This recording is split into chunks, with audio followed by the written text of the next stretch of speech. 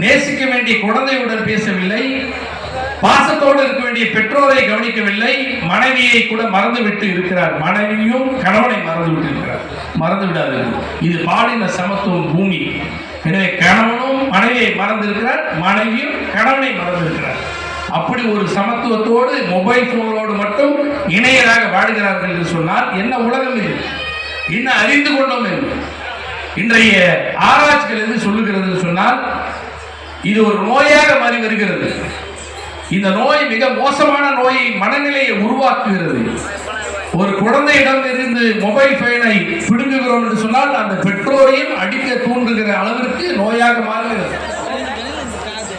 அருகிலே நடக்கின்ற அட்டுழியங்களை அநியாயங்களை பார்த்து பார்க்காமல் இருக்க வைக்கின்ற நோயாக மாறுகிறது.